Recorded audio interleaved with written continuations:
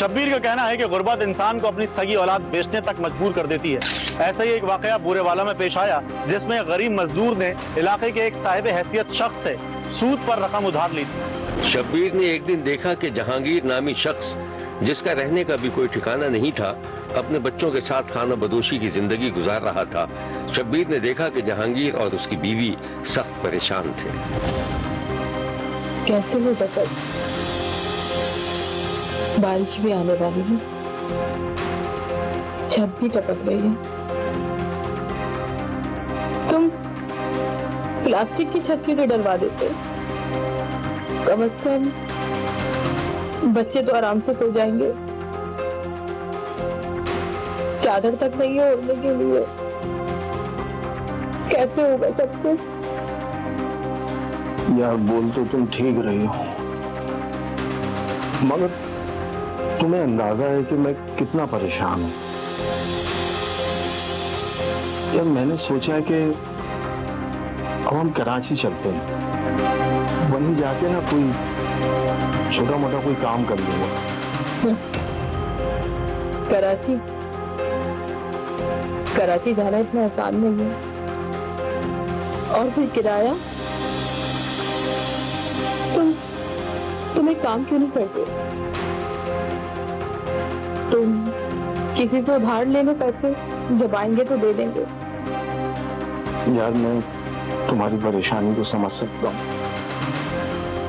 मैं खुद बहुत परेशान हूँ। मैं सोच रहा हूँ कि हम लोग कराची चलते हैं, वहां जाके कोई छोटा मोटा काम करेंगे। वो है ना, हमीदा बता रही थी, सामने फिदा हुसैन रहता है, बहुत अच्छा आदमी है। किसी को कुछ कर्जा चाहिए होता है तो दे देता है। वो बात अलग है, जब कर्जा वापस लेता है तो थोड़े पैसे ज्यादा लेता है। नेक इंसान है। मैं जानता हूँ फिदा हुसैन को, मुझे पता है वो कितना नेक है। सूदखोर है वो, लोगों की मजबूरियों से फायदा उठाता है। हम मजबूर है ना, समझ में आई ना? तो कोई बात नहीं ना, तुम जाके उससे बात करो कर्जे के लिए। चलो ठीक है, मैं कुछ करता हूँ, तुम परेशान ना हो।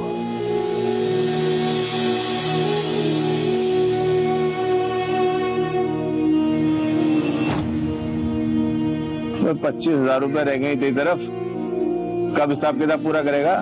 25,000 सेठ, मैं 10 साल से आपको कर्जा दे रहा हूँ, हर महीने में आपको पैसे देता हूँ, कब पैसे खत्म होंगे? अबे लेते टाइम पे तो तुम लोग बड़े यतीम बन जाते हो, अब लेते टाइम पे इस किस्म के सवालात करते हो तुम लोग। शब्बीर ने देखा कि जहांगीर अपनी जुग्गी से निकला और फिदा हुसैन के दरवाजे पर पहुंच गया। फिदा हुसैन बाहर ही चारपाई पर बैठा हुआ था और उसके सामने 4-5 लोग सर झुकाए हुए मौजूद थे। फिदा हुसैन हिसाब किताब में मसरूफ था। जहांगीर खामोशी से एक तरफ खड़ा हो गया।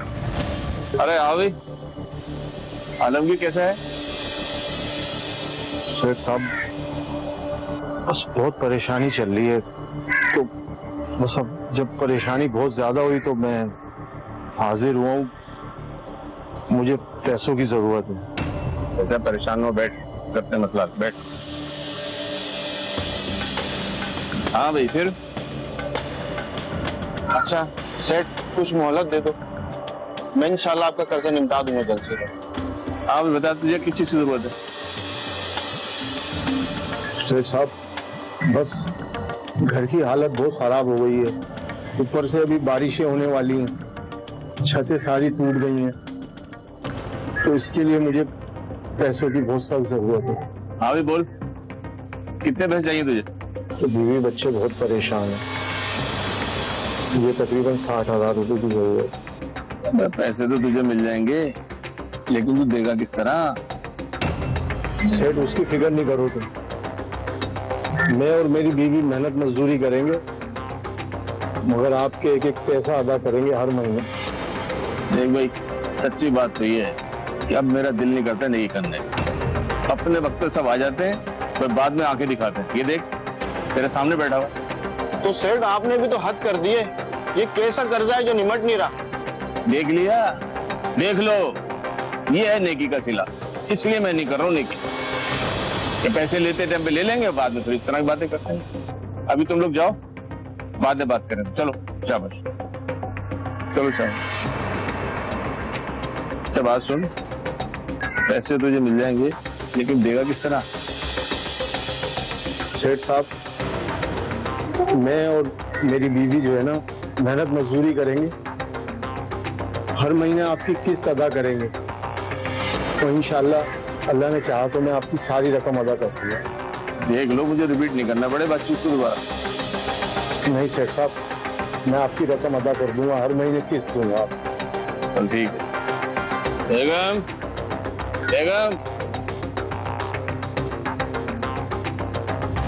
तो 60,000 रुपये इसको दे दो, अलमारी में चलना पड़ेगा। अच्छा, मैं अभी लेकर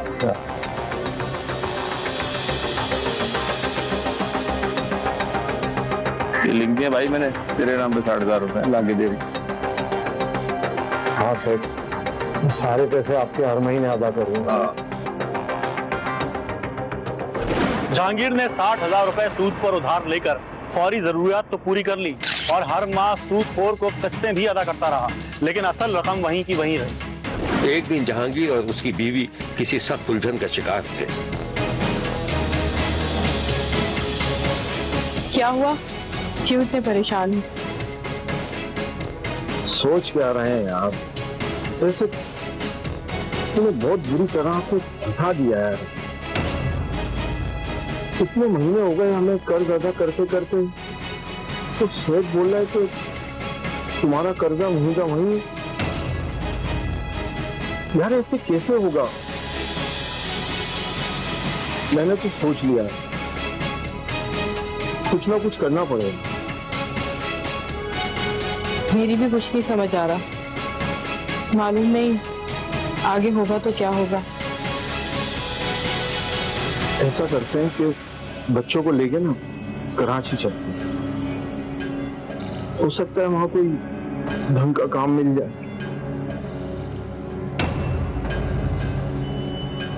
इस कहानी की मजीद तफसीलात हम आपको दिखाएंगे, लेकिन एक ब्रेक के बाद। कहीं जाइएगा मत, क्योंकि कोई देखे ना देखे, शब्बीर तो देखेगा। कितने महीने हो गए हमें कर्ज अदा करते करते, तो सेठ बोल रहा है कि तुम्हारा कर्जा वहीं का वहीं। यार ऐसे कैसे होगा? मैंने तो सोच लिया है, कुछ ना कुछ करना पड़ेगा। मेरी भी कुछ नहीं समझ आ रहा, मालूम नहीं आगे होगा तो क्या होगा। ऐसा करते हैं कि बच्चों को लेके ना कराची चलते हैं, हो सकता है वहां कोई ढंग का काम मिल जाए। तुम्हें क्या लगता है कि कराची जाना बहुत आसान है? फिदा हुसैन को पता चल गया तो आग लगा देगा। पता चल गया क्या? हम उसको बता के जाएंगे, हम कोई भाग कोई रहे। मुझे तो कुछ नहीं समझ आ रहा, बस अल्लाह खैर करे। अगर फिदा हुसैन को बताया तो वो तो अपने पैसों का मुतालबा करेगा, और पैसे अभी हम कैसे दे सकते हैं? देखो छोड़ो, हमारे पास 20,000 तो है ना, ट्रेन का किराया हो जाएगा। बस हम कल सुबह ही जो है ना कराची जाएंगे, तुम तैयारी करो। और अगर फिदा हुसैन का फोन आया ना तो उसको कह देंगे कि भाई कराची आए, जाहिर है कोई काम काज करेंगे, तुम्हारा कर्ज अदा कर देंगे। बस मुझे तो डर लग रहा है, अल्लाह रहम करे हम पर।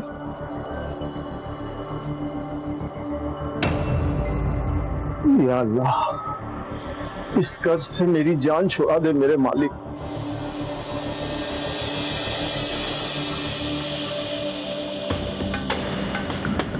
जहांगीर अपने बीवी बच्चों के साथ घर से निकल ही रहा था कि फिदा हुसैन से उसका आमना सामना हो गया।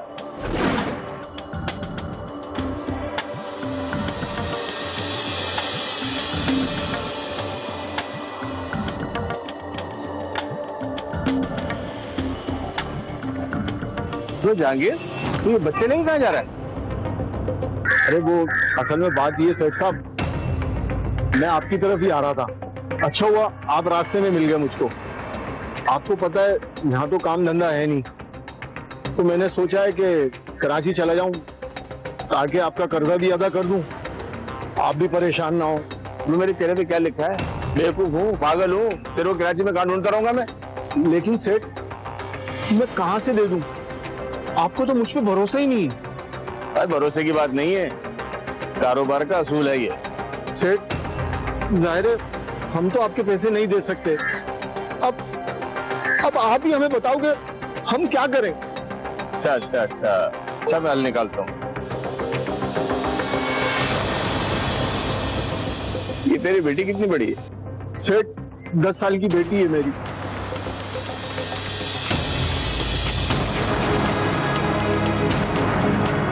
माशाल्लाह भाई, बड़ी प्यारी बच्ची है। तुम बच्चे को लेकर कहाँ फिरते रहो?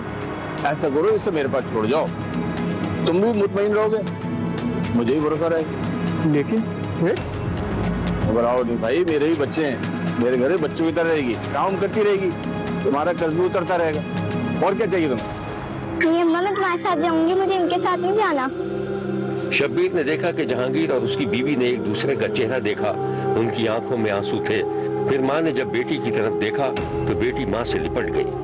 अरे बेटा बस कुछ दिन की बात है, और सेठ साहब तो बहुत अच्छे आदमी है, बहुत ख्याल रखेंगे तेरा, तुझे अच्छा खाना पीना देंगे, फिक्र नहीं कर तू बेटा, हम बहुत जल्द तुझे आके यहाँ से ले जाएंगे। फिर शब्बीर ने देखा कि वक्त की तेज रफ्तार जैसे रुक गई हो और कोई स्लो मोशन फिल्म चल रही हो। 10 साल गरीब बच्ची साबरा का हाथ फिदा हुसैन के हाथ में था। बच्ची माँ की तरफ लपक रही थी और वो बच्ची को जबरदस्ती अपने साथ ले जा रहा था। वालिदैन ने मजबूरी के हाथों सूद की अवज बेटी सेठ के पास रहन रख दी थी और खुद कराची मुंतकिल हो गए थे। गरीब बच्ची जब भी अपने माँ बाप से मिलने की जिद करती तो सेठ की बीवी उस पर मुबैना जुल्म करती कि इंसानियत ही काफ जाए। शब्बीर ने देखा कि 10 साल बच्ची बड़े से आंगन में झाड़ू लगाते हुए रो रही थी कि इतनी देर में उधर से सेठ की जालिम और जाबिर बीवी का गुजर हुआ।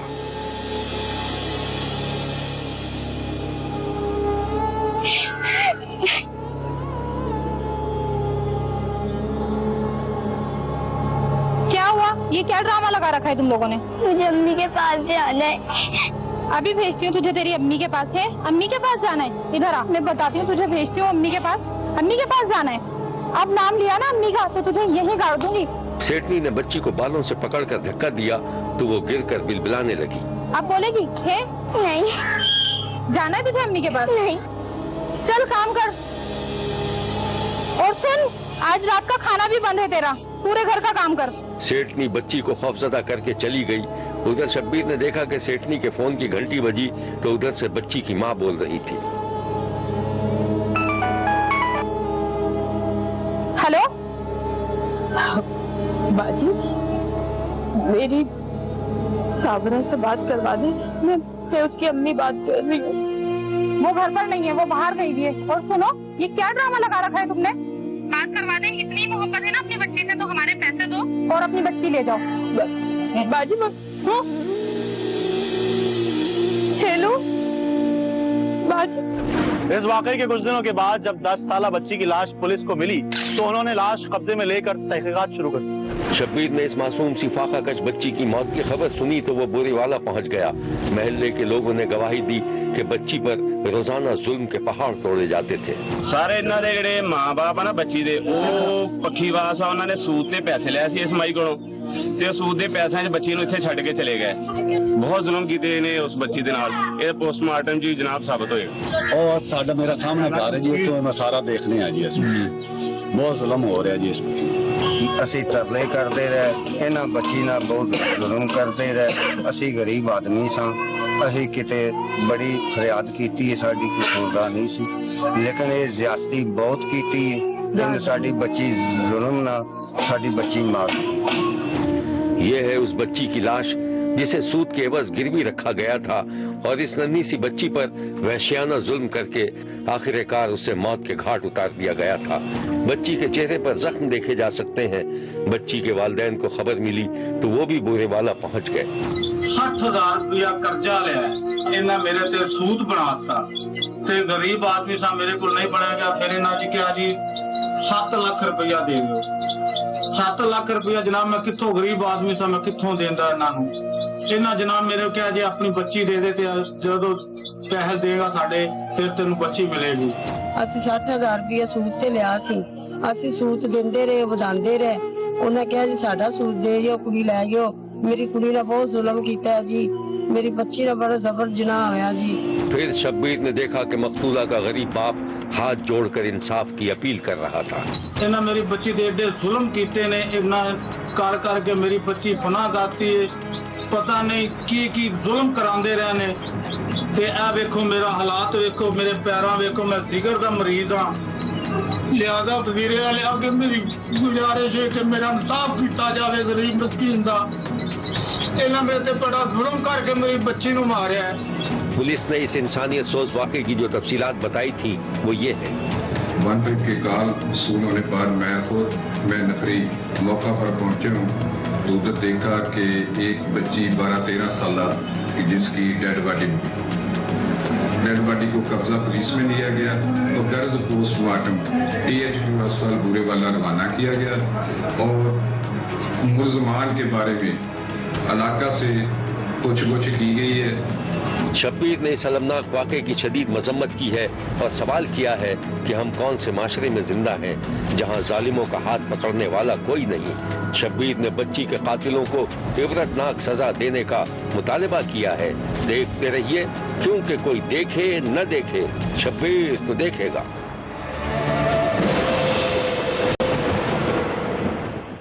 शब्बीर ने गुजरात में ऐसी 2 तालिबात को देखा है जिन्हें सैर सपाटे का शौक था और वो अक्सर शहर से बाहर घूमने फिरने जाती थी। ये गुजरात यूनिवर्सिटी के मनाजिर है जहां उस दिन भी मामूल की सरगर्मियां जारी थीं। तलबा और तालिबात यूनिवर्सिटी आते जाते दिखाई दे रहे थे। इसी दौरान शब्बीर ने देखा कि हॉस्टल के कमरे में मौजूद रईसा नामी तालिबा का मोबाइल फोन बजने लगा। रईसा ने फोन उठाया तो ये उसके दोस्त वलीद की कॉल थी। कहाँ हो यार, कितनी देर से फोन कर रहा हूँ। अच्छा वो मैंने देखा नहीं था। अच्छा ये बताओ कि प्रोग्राम है या मूड तब्दील हो गया है? अरे है क्यों नहीं। ये बताओ कार का क्या हुआ? अरे यार वो मुझ पर छोड़ दो, आसान है ना, उसको कह दूंगा वो ले आएगा। पहले भी तो लेकर आया है ना। अच्छा बात सुनो, वो मेरी एक दोस्त है वो भी कैरी के साथ चलेगी। अरे यार क्यों तुम कबाब में अड्डी बना रहे हो यार। अरे ऐसा क्यों कह रहे हो, लाहौर में ना उसका एक दोस्त है वो कह रही थी कि वो उससे मिल लेगी। नहीं यार देखो तुम्हें पता तो है कि इस बार हमारे हाथ में बजट भी कम है। अब तुम समझदार हो आगे। यार तुम बेफिक्र हो जाओ, कंट्रीब्यूट कर लेगी वो। चलो फिर ठीक है। ये बताओ निकलना कब है? ऐसा करते हैं कि कल दोपहर में निकलते हैं। 2 घंटे का रास्ता है गुजरात से लाहौर का, तो पहुंच जाएंगे टाइम से। हाँ। अच्छा बात सुनो, मैं अपनी दोस्त को बता देती हूँ ठीक है। और हाँ तुमने यूनिवर्सिटी मत आना, हम चिंची भी ना खुद ही आ जाएंगे वहाँ तक। कहाँ? अरे वहीं जहाँ हम हमेशा मिलते हैं। अच्छा बात सुनो यार, खुदा के वास्ते यार वो नीला पीला सूट नहीं पहन के आना, इंसान की बच्ची बन के आना। अच्छा तुम भी ना अपने वो नीले पीले चश्मे मत लगा के आ जाना, स्टूडेंट लगना भी चाहिए। क्या अपने घर वालों को बताओगे? अरे पागल हो गए हो क्या? अच्छा मैं ना अपनी दोस्त से भी बात करती हूँ, कल ना 4 बजे का डन है। चलो ठीक है डन। Okay bye. अपने दोस्त वलीद से बात करने के बाद रईसा अपने कमरे से निकली और बराबर वाले कमरे के दरवाजे को धक्का देकर अंदर दाखिल हो गई। अंदर उसकी दोस्त किसी से फोन पर बात कर रही थी। अच्छा ठीक है, मैं तुमसे बाद में बात करती हूँ। क्या हुआ रईसा, प्रोग्राम बना? प्रोग्राम तो बन गया, तुम किससे फोन पे लगी हुई हो? यार ये वही लाहौर वाला दोस्त पूछ रहा था कि कब आ रहे हो लाहौर। अच्छा कल जा रहे हैं हम लोग। और बात सुनो, वो कह रहा था उसका कोई दोस्त भी चलेगा साथ, वो रेंटा कार चलाता है और शायद पुलिस में भी है। देख लेना यार कोई ऐसे वैसे लोग ना हो। ऐसे वैसे लोग नहीं, एतबार वाले लोग हैं। पता उसने मेरी कितनी हेल्प की थी असाइनमेंट बनवाने में। अच्छा तो मतलब तुम लोग होटल में रुकोगे? पागल है क्या, होटल में रुकेंगे? नहीं होटल में नहीं रुकेंगे, हम लोग बस साइड घूमेंगे गाड़ी में और सुबह वापस आ जाएंगे। ठीक है यार, तुम मुझे मेरे दोस्त के यहाँ डिफेंस छोड़ देना और फिर वापस जाते हुए मुझे साथ लेके भी जाना। हाँ सर चल ठीक है, पैसे दे। इतनी जल्दी क्या, पैसे भी दे दूंगी। यार तेरा बिना हमेशा ये होता है, तो मैं रूम ठीक करके आती हूँ। और हाँ पैसे निकाल के रखना। चलो ठीक है।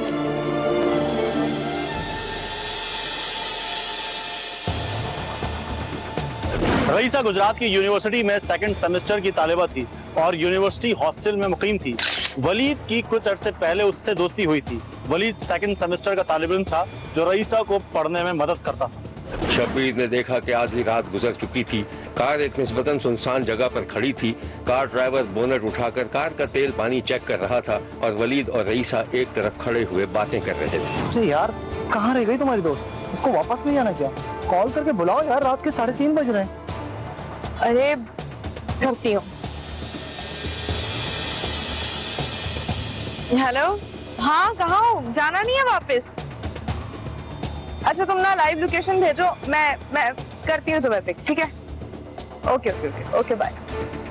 क्या मतलब लाइव लोकेशन भेजो? अरे ये देखो आगे लोकेशन, ये यार हसन जी, यार ये देख लोकेशन जानते हो? आजो मैं तुम्हें ले चलता हूँ। चल यार फिर उठाते हैं उस पखराट को भी। एक्सक्यूज मी, पखराट क्या होता है? दोस्त है मेरी। अच्छा चलो जल्दी करो। हसन यार बैठ यार जल्दी, यार देर हो रही है।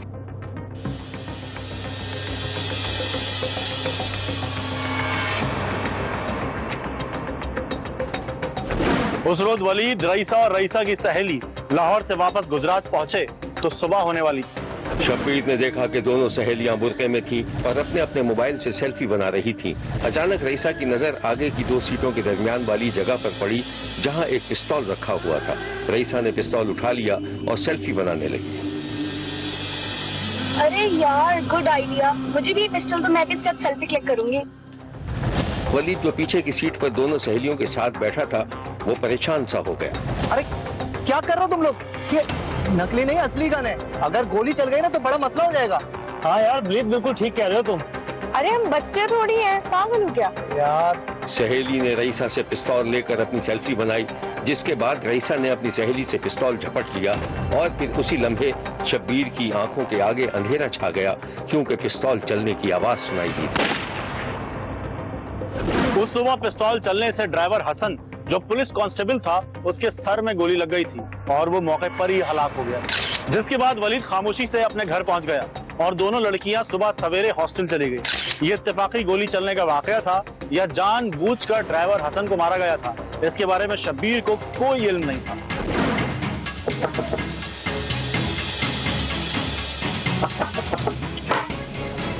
रईसा हैं आप? कहाँ से आ रही हो? जी वो लाहौर से। वलीद के साथ थी? दूसरी लड़की का कमरा कहाँ है? वो चले मेरे साथ, चलें चलें। पुलिस ने बर वक्त कार्रवाई करके वलीद और उसकी दोस्त रईसा को गिरफ्तार कर लिया था। पुलिस की तफ्तीश के मुताबिक हसन का कत्ल इत्तेफाकी कत्ल था, जिसके बाद दोनों सहेलियों को मुकदमे से खारिज कर दिया गया था और वलीद को इस कत्ल का जिम्मेदार ठहराया गया। ये है पुलिस का बयान। उधर से हमें क्लू मिला कि ये यूनिवर्सिटी का एक स्टूडेंट है वलीद, वो ये गाड़ी जो है वो किराया पे लेके गया था और हमारा कांस्टेबल जो है ये छुट्टी पे था क्योंकि इसने गाड़ी रखी हुई थी और ये कभी कभार किराए पे गाड़ी लेके चला जाता था। तो ये लाहौर गए हैं इनको मुल्जमान को लेके, वापसी पे आए हैं तो ये इधर बीओ वाली अड्डे पे ये हुआ है। जो अभी तफ्तीश में मुल्जमान की ज़ेरे हिरासत आने के बाद जो हमें बातें मिली हैं उसके मुताबिक तो ये है कि ये सेल्फी बना रही थी लड़की, उससे अमन ये चल गया। तो शुरू में ये एक तरह का ब्लाइंड मर्डर था, लेकिन अल्लाह का शुक्र है कि ये SHO और DSP ने मौके पे जाकर क्योंकि लोगों से पूछा तो काफ़ी चीज़ें खुल गई और कुछ चीज़ें क्लियर हो गई। तो दोपहर तक हमने सारे इसके जो मुतलका लोग थे जो गाड़ी में सवार थे पकड़ लिए। इसमें अब तो कई बात सामने आई है कि एक लड़का और एक लड़की है, टोटल गाड़ी में 2 लड़कियां और एक लड़का सवार थे और एक लड़का एक लड़की जिनकी गलती की वजह से ये गोली लगी है। इसमें कोई इनकी दुश्मनी नहीं थी, ना इनकी कोई मालाफाइदी थी। ये वो पिस्टल से खेलते और वीडियो बना रहे थे उससे, जिसकी वजह से वो गोली चल गई और जो ड्राइवर था जो ड्राइव कर रहा था गाड़ी को वो कांस्टेबल्स को ये गोली लगी है। ये है यूनिवर्सिटी की वो दोनों तालिबात जो मुबैना कत्ल के मुकदमे में गिरफ्तार की गई थी। हुआ ये था कि हम लोग यहाँ से यूनी से लाहौर गए थे, तो लाहौर पे हम लोग 4:30 बजे वहाँ से हम लोग निकले थे। जब 4:30 बजे हम लोग वहाँ से निकले तो जब हम लोग गुजरात पहुँचे तो वो जो दोनों स्ट्रीट्स के दरमियान सेंटर में जगह होती है वहाँ पे परफ्यूम पड़ा हुआ था, तो हम लोग वो लेने लगे थे अंदर से। तो साथ रिवॉल्वर भी था पड़ा हुआ, तो हम लोग पिक बनाने का शौक में हमने रिवॉल्वर निकाल लिया। पकड़ा मैंने था, फिर लाइबा ने मेरे से लिया और बोला कि मैंने पिक बनानी है। इसने पिक बनाई तो मैंने कहा मैंने भी पिक बनानी है इसके साथ। तो इंटेंशनली मैं उसको पकड़ा हुआ था, उसको मतलब ऊपर नीचे करने लगी थी, तो समझ ही नहीं आई कैसे मतलब फायर हो गया। तो फायर मतलब होते ही हम लोग, फिर गाड़ी चल रही थी बहुत स्लो स्पीड में, तो जो हमारे साथ लड़का था उसने फिर ब्रेक लगाई, गाड़ी रोकी। मैं यही बोलूँगी कि कभी भी किसी पे इतना ट्रस्ट नहीं करना चाहिए, और मतलब घर वाले हमें पढ़ने के लिए भेजते हैं तो हमें हर सूरत में उनका ट्रस्ट बाहर रखना चाहिए, ना कि ब्रोक करना चाहिए। नहीं कोई लड़ाई वगैरह वलीद और उसकी तो मुझे नहीं पता, लेकिन गन इस चीज से चली थी। तो और ये है वलीद जिसने पूरा माजरा बयान किया था। वो मेरी एक यूनिवर्सिटी फेलो थी, मतलब दोस्त थी मेरी, ठीक है। तो उनसे मेरी फ्रेंडशिप हुई थी, मतलब उन्होंने मेरे से असाइनमेंट बनवाने का तरीका ही पूछा था बस एक मतलब यूनिवर्सिटी में ही। तो उधर से हमारी मतलब दोस्ती शुरू हो गई थी मेरी और रईसा की, लेकिन जो लाइबा वो रईसा की फ्रेंड थी। इसका जिम्मेदार तो फिलहाल मेरे अंदाज में कोई भी नहीं, क्योंकि ये अल्लाह की तरफ से एक एक्सीडेंटली हो गया, कोई प्लान वगैरह नहीं था हमारा, ठीक है। और रात को डिप्टी साहब ने भी पूछा था कि मतलब ये गोली मतलब किसके हाथों से चली है, बेशक चली गलती से ही है। तो वो भी रईसा ने करार किया था कि मेरी मतलब मेरे हाथ में थी। फिर वो एसएचओ साहब ने, एसएचओ तकीर साहब, उन्होंने पूछा कि मतलब आपको किसी ने मना नहीं किया। फिर रईसा ने बोला कि मतलब मुझे हसन ने भी मना किया और मतलब मैंने वलीद, इन्होंने भी मना किया, ठीक है। नहीं आप देखें ना, अगर जो गलती करेगा उसका रिजल्ट भी उसे मिलना चाहिए। शब्बीर को पता चला है कि रईसा और उसकी सहेली के सरपरस्तों का ताल्लुक भी पुलिस डिपार्टमेंट ही से था, जबकि वलीद का कोई रिश्तेदार पुलिस में नहीं है। शब्बीर ने इस मुबैना इत्तेफाकी वाक़े पर शदीद अफसोस का इजहार किया है और कहा है कि माँ बाप किस तरह पेट काट कर अपने बच्चों को तालीम के लिए भेजते हैं, लेकिन बास तालिब इल्म अपने कीमती वक्त को फजूल कामों में इस्तेमाल करते हैं और अपने वालिदैन के लिए शर्मिंदगी का बाइस बनते हैं। देखते रहिए, क्योंकि कोई देखे न देखे, शब्बीर तो देखेगा। शब्बीर ने पिंड दाद खान के नवाही कस्बे कसलिया में एक ऐसे शख्स को देखा है जिसके लिए एक कदम चलना भी मुहाल है। 42 साला मोहम्मद बशीर कौन है, क्या करता है, कैसे जिंदगी बसर करता है। शब्बीर इस खोज में गांव कसलियां पहुंचा तो देखकर हैरान रह गया। 42 साला मोहम्मद बशीर एक छोटी सी पीढ़ी पर बैठकर आगे खिसकने की कोशिश कर रहा था। अपने पूरे वजूद को घसीटने के लिए उसे जो मशक्कत करनी पड़ रही थी वो नाकाबिल बयान थी। आप खुद देखकर अंदाजा लगा सकते हैं कि मोहम्मद बशीर पर जिंदगी का एक एक लम्हा कितना भारी होगा। शब्बीर की नजर मोहम्मद बशीर के घर पर पड़ी तो वो कांप उठा। दीवारें सीलन ज़दा थीं, कहीं काई जमी हुई थी और दीवारों पर प्लास्टर का नामो निशान तक नहीं था। अभी शब्बीर ये सब कुछ सोच ही रहा था कि आंगन में शब्बीर को एक औरत दिखाई दी जो खुद बशीर की तरह माजूर नजर आ रही थी। तो क्या बशीर पर तरस खाकर किसी ने अपनी माजूर बेटी बशीर को दे दी थी? शब्बीर बशीर के कमरे से बाहर निकला और इस तरह के आलम में आंगन में आ गया जहां न जाने कब का ईंटों का चूल्हा मौजूद था, पानी का ड्रम, लकड़ी का नापुख्ता दरवाजा। मोहम्मद बशीर कैसे जिंदगी की गाड़ी खींचता होगा। मोहम्मद बशीर की कहानी बड़ी दर्दनाक है। 17 बरस की उम्र में माजूर हो गया था। 3 भाइयों में सबसे छोटा था। बड़े भाई शादी करके अपने बाल बच्चों में मगन हो गए थे। बाप जब तक जिंदा रहा अपने बेटे का ख्याल रखता रहा, मगर फिर वो भी अल्लाह को प्यारा हो गया। वो औरत जो शब्बीर को बशीर के घर में दिखाई दी थी वो बशीर की बीवी नहीं बल्कि उसकी छोटी बहन थी, सरदारा बीबी। सरदारा बीबी की शादी माँ बाप की मौजूदगी में हुई थी। उसके 2 बच्चे हुए और फिर सरदारा बीबी भी एक बीमारी में मुब्तला होकर माजूर हो गई। सरदारा के शौहर ने अपनी बीवी पर रहम नहीं खाया। उसका सहारा बनने के बजाय अपनी माजूर बीवी को उसके माजूर भाई के पास छोड़कर कहीं गायब हो गया। वो दिन है और आज का दिन। अलबत्ता एक बार शदीद बारिश हुई तो घर और दुकान का ये आलम हो गया जो आप देख रहे हैं। महल्ले पड़ोस वालों को मालूम था कि मोहम्मद बशीर मुश्किल में था। फिर बशीर ने दिल पर पत्थर रखकर सोचा कि कर्ज उधार करना कोई गुनाह तो नहीं है।